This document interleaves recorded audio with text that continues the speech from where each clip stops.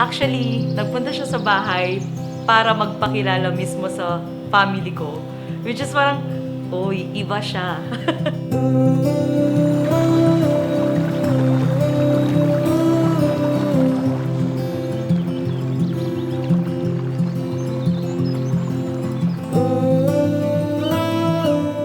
Kasi dati kasi since high school and college ako medyo playboy, gumbang ganun or ano pumapasok, pero sa kanya lang ako sa kanya ko na nakita lang talaga na may pagbabago ako sa kanya. That's why nag-pursue ako at I will change my attitude because of her, for myself na rin.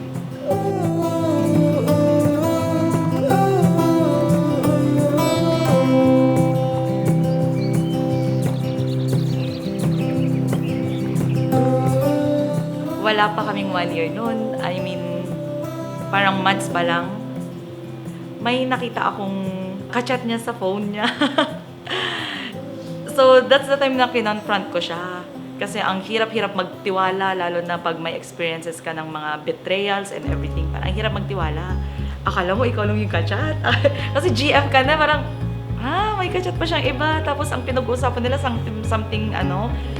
Pero sabi ko, hindi ko pwedeng hindi siya bigyan ng chance.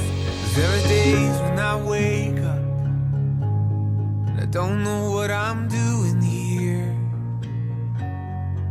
I barely recognize the pair. Yun, galit na galit. Nasuntok pa nga ako sa galit Pero umiiyak. Pero kahit ganun pa man, sinuyo ko pa rin. At saka inayos ko yung bagay na nagawa kong mali. Oh, take me back again. Oh, I was 16 with an open heart, windows down in a beat-up car. When I was done, the world was Hindi naman ako yung taong madaling sumuko. Basta sa akin lang naman, my life is with her talaga. Gusto ko lagi nandyan siya. Yun. Kahit kami na lang dalawang matitira dito, basta nandyan siya lagi.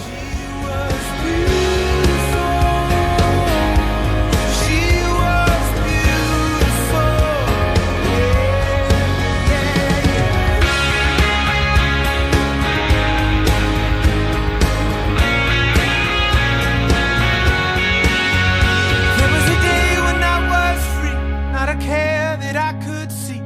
So good I barely could believe what was happening. Oh, take me back again. Hindi ko nakikita yung sarili ko sa iba. Hindi ko nakikita yung sarili ko na sa iba ako tumatawa, sa iba ako masaya. Parang masaya ako pag kasama ko siya. When I was down, the world was young, the world was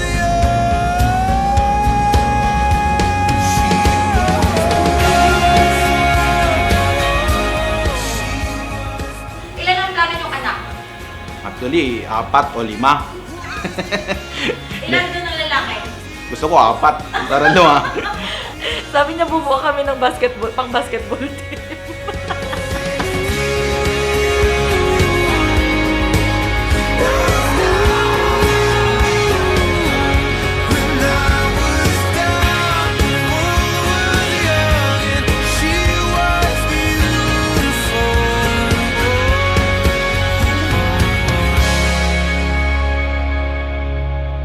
Kung hindi ko siya binigyan ng chance, siguro napakawalan ko rin yung isa sa pinakamagandang binigay sa akin ni God.